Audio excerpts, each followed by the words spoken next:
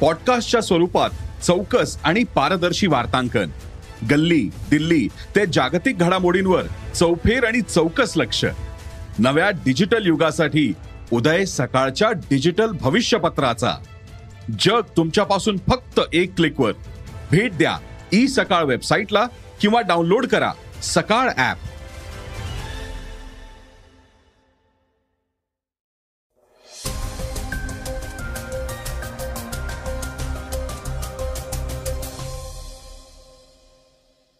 नमस्कार, मी सुधीर इंगळगी. सकाळच्या पॉडकास्टमध्ये आपलं स्वागत आहे.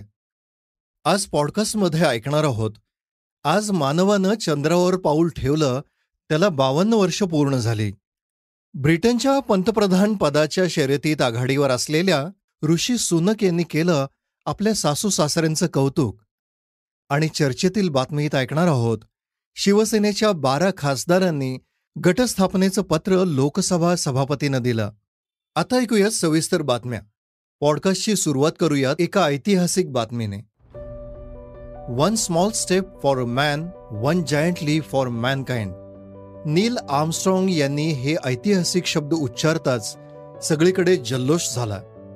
मानवानं चंद्रावर पहिलं पाऊल ठेवलं होतं. आज या घटनेला 52 वर्ष पूर्ण होत आहेत. 20 जुलै 1969ला अपोलो 11 हे अंतराळयान चंद्रावर लँड झालं.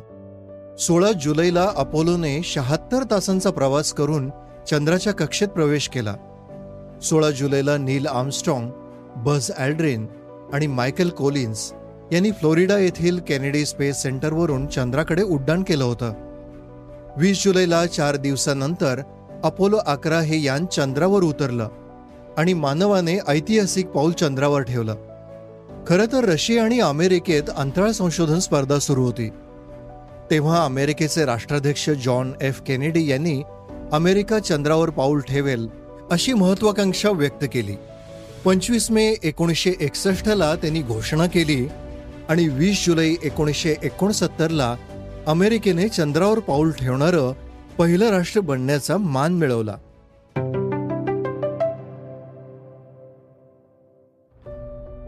ब्रिटनच्या पंतप्रधान पदाच्या निवडणुकीत ऋषी सुनक तिसऱ्या फेरीत देखील आघाडीवर आहेत.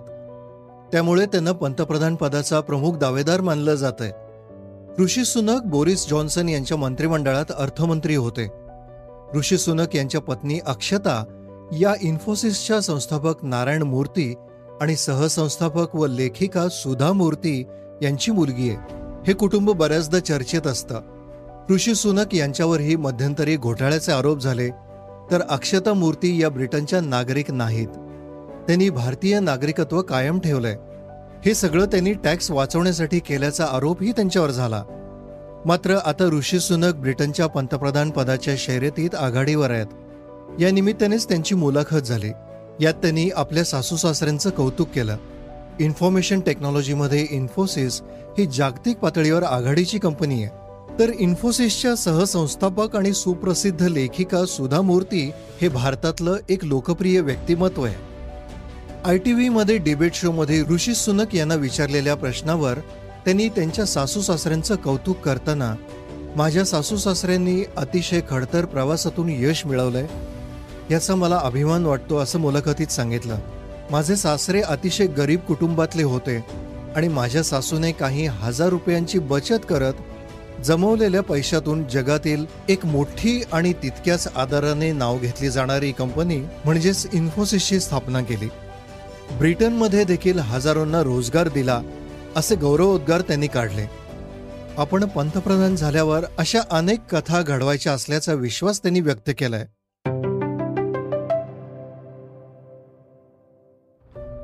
डॉलरच्या तुलनेत रुपया 80 रुपयांवर घसरला.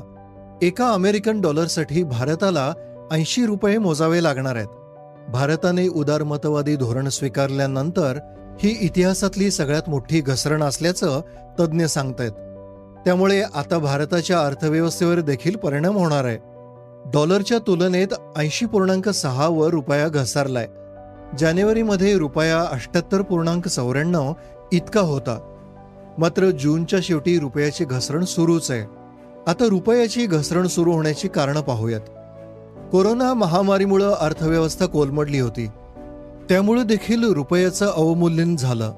तसंच 4 महिन्यांपासून सुरू असलेल्या रशिया युक्रेन युद्धाचाही फटका भारतीय अर्थव्यवस्थेला बसलाय.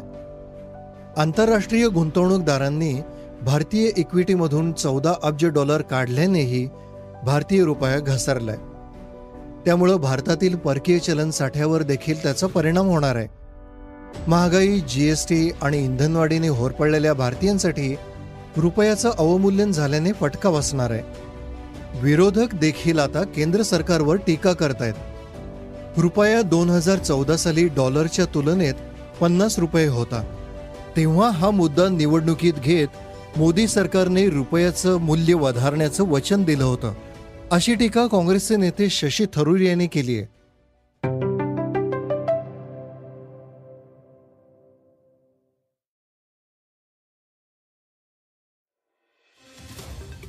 पैसे सुटे करण्यासाठी लॉटरीचं तिकीट खरेदी केलं आणि सुटे पैसे मिळवणं हे खूप मोठं आव्हान असतं. पण सुटे पैसे मिळताच तुम्हाला करोडो रुपयांचा जॅकपॉट मिळाला तर? हो, असं घडलंय केरळमध्ये. केरळमध्ये एक व्यक्ती सकाळी सकाळी भाजीपाला खरेदी करायला गेली, पण भाजी खरेदी करण्यासाठी त्याच्याकडे सुटे पैसे नव्हते. 500 रुपयांची नोट फक्त होती. सुटे करण्यासाठी त्यांनी लॉटरीचे तिकीट खरेदी केले आणि चक्क त्यांना 7 कोटींची लॉटरी लागली. तिकीट खरेदी केल्यानंतर काही तासातच त्या व्यक्तीला जॅकपॉट लागल्याचं कळलं. 77 वर्षीय व्यक्तीचं नाव सदानंद असून त्यांनी पहिल्यांदा लॉटरीचं तिकीट खरेदी केलं नाहीये. यापूर्वीही त्यांनी अनेकदा तिकीट खरेदी केलं, पण त्यांना एकदाही लॉटरी लागली नव्हती. सदानंद यांना जवळपास 7 कोटी रुपये मिळणार आहेत. सदानंदला स्वतःच्या नशिबावर विश्वास बसत नाहीये. त्यांच्यासाठी एक स्वप्न खरं झाल्याची भावना आहे. केंद्रीय अर्थमंत्री निर्मला सीतारामन यांच्या अध्यक्षतेखाली जीएसटी परिषदेची जूनच्या शेवटच्या आठवड्यात बैठक झाली. या बैठकीत पॅकबंद आणि लेबल केलेले फ्रोझन वगळता मासे, दही, पनीर, लस्सी, मध, सुका मखाना, कोरडे सोयाबीन, मटार यांच्यावर जीएसटी लागू करण्याचा निर्णय घेण्यात आला. तर गहू आणि इतर तृणधान्ये आणि तांदूळ यावर 5% जीएसटी लावण्याचा निर्णय घेण्यात आलाय. हा बदल मंगळवारपासून लागू करण्यात आलाय. यावर आता चहूबाजूंनी टीका होतीये. अशातच स्वाभिमानी शेतकरी संघटनेचे नेते राजू शेट्टी यांनी आता फक्त मरण स्वस्त आहे, त्याला कधी जीएसटी लावता, असा खोचक सवाल केंद्राला केलाय. जीएसटी लागू झाल्याने काय परिणाम होणार आहेत याविषयी आमचे प्रतिनिधी अनिल जाधव यांनी विश्लेषण केलंय. ऐकूयात. नमस्कार, मी अनिल जाधव. सकाळच्या पॉडकास्टमध्ये आपलं स्वागत. सरकारनं आजपासून तुमचं आमचं जगणं महाग केलंय. जीएसटी कायदा लागू करताना यात अन्नधान्याचा समावेश होणार नाही असं आश्वासन त्यावेळी दिलं होतं. पण सरकारनं आता पॅकिंग व लेबल असलेल्या नॉन ब्रँडेड अन्नधान्य व खाद्यपदार्थांवर 5% जीएसटी लागू केलाय. या सर्व डाळी, गहू, तांदूळ, बाजरी, ज्वारी, मक्यासह सर्व प्रकारचे धान्य तसंच त्यापासून तयार होणारे पदार्थ जसे की पीठ, मैदा, रवा यांचा समावेश केलाय. तर दही, पनीर, ताक आदी दुग्धजन्य पदार्थ आणि चिरमुरे, गूळ, पापड, मांस, मासे, सेंद्रिय खते आणि क्वायर पीत कंपोस्टवर जीएसटी लावलाय. म्हणजेच मालाच्या किमती 5% वाढल्या. आता साहजिकच या जीएसटीचाही भार ग्राहकांवरच पडणार आहे. त्यामुळे आधीच महागाईत होरपळणाऱ्या सामानांचं बजेट आणखीन कोलमडेल. ग्राहकांना मागील वर्षभरापासून इंधन, खाद्यतेल, कपड्यांच्या किमती आणि वाहतूक खर्च वाढल्याचा फटका बसतोय. हे कमी की काय म्हणून गहू आणि तांदळाच्या किमतीही वाढल्या. लोक महागाईनं आधीच मेटाकुटीला आलेत. आता यात आणखी 5% जीएसटीचीही भर पडली. कोरोनामुळे कुटुंबाची विस्कटलेली आर्थिक घडी आता कुठं बसत होती. पण सरकारच्या या निर्णयानं सर्वांना शॉक दिलाय. रोजच्या जगण्यासाठी तारेवरची कसरत करताना हा आर्थिक भार कसा सहन करायचा हे सरकारने सांगावं, अशा प्रतिक्रिया ग्राहक व्यक्त करत आहेत. हे होतं सकाळचं आजचं पॉडकास्ट. पुन्हा भेट होईलच. तोवर नमस्कार. राज्याचे उपमुख्यमंत्री देवेंद्र फडणवीस यांच्या पत्नी अमृता फडणवीस या त्यांच्या बहारदार गायकीसाठी ओळखल्या जातात. त्यांचं नवं गाणं आलं की त्याला नेटकऱ्यांकडून मिळणारा प्रतिसादही मोठा असतो. आता त्यांचे गेल्या काही दिवसापासून चर्चेत असणारं वो तेरे प्यार का गम हे गाणं प्रदर्शित झालंय. त्याला अल्पावधीतच प्रचंड प्रतिसाद मिळालाय. अमृता या नेहमीच वेगवेगळ्या निमित्तानं त्यांची गाणी व्हायरल करत असतात. विशेषतः नवरात्र, गणेशोत्सवाच्या निमित्तानं त्यांनी गायलेल्या गाण्यांचं चाहत्यांनी कौतुक केलंय. सारेगमपच्या वतीनं त्या गाण्याची निर्मिती करण्यात आली आहे. हे गाणं रिक्रिएशन आहे. अमृता फडणवीस यांनी गायलेलं गाणं महान गायक मुकेश यांनी गायलं होतं, तर आनंद बक्षी यांनी या गाण्याचं गीत लेखन केलंय. बीडच्या गावखेड्यातील धावपटू अविनाश साबळेची वर्ल्ड चॅम्पियनशिप स्पर्धेत ऐतिहासिक कामगिरी करण्याची संधी हुकली. जागतिक ॲथलेटिक्स चॅम्पियनशिपच्या पुरुषांच्या 3000 मीटर स्टिपलचे स्पर्धेत तो 11व्या स्थानावर राहिला. अविनाशने ही शर्यत 8 मिनिटं आणि 31.75 सेकंद वेळेत पूर्ण केली आहे. सुवर्णपदक विजेत्या सुफिन अलने 8 मिनिटं 25.13 सेकंदात ही पूर्ण केली आहे.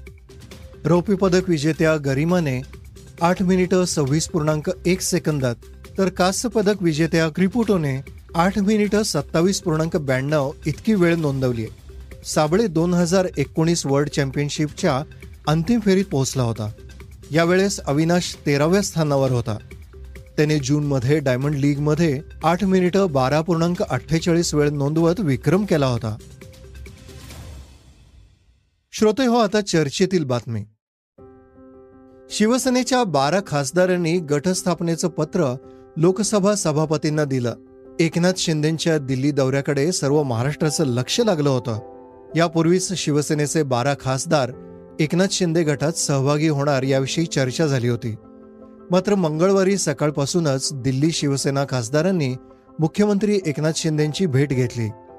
त्यानंतर 12 शिवसेना खासदारांची बैठक झाली. बैठक आणि इतर घडामोडींना वेग आला. त्यानंतर मुख्यमंत्री एकनाथ शिंदे यांनी 12 खासदारांबरोबर पत्रकार परिषदेत घेत भूमिका स्पष्ट केली आहे.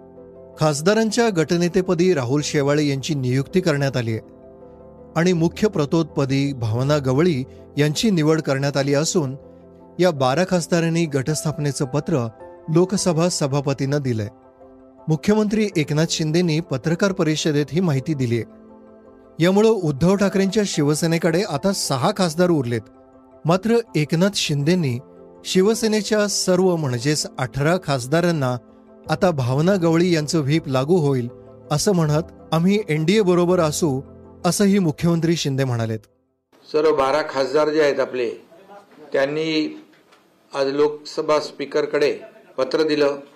शिवसेना लोकसभा गट तयार करून 12 लोकांचं पत्र दिलेलं आहे. हा एक विषय आज होता दिल्लीमध्ये येण्याचं कारण.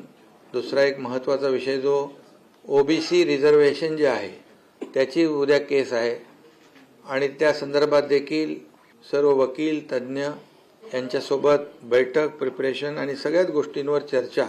श्रोते हो, हे होतं सकाळचं पॉडकास्ट. उद्या पुन्हा भेटूयात. धन्यवाद. रिसर्च आणि स्क्रिप्ट हलिमा बी कुरेशी. वाचा, बघा आणि आता ऐका आणखी बातम्या isakal.com वर. तुम्ही हा पॉडकास्ट isakal वेबसाईट आणि ऍप वर सुद्धा ऐकू शकता. विसरू नका, या पॉडकास्टला आपल्या आवडीच्या पॉडकास्ट ऍप वर सबस्क्राईब किंवा फॉलो करायला.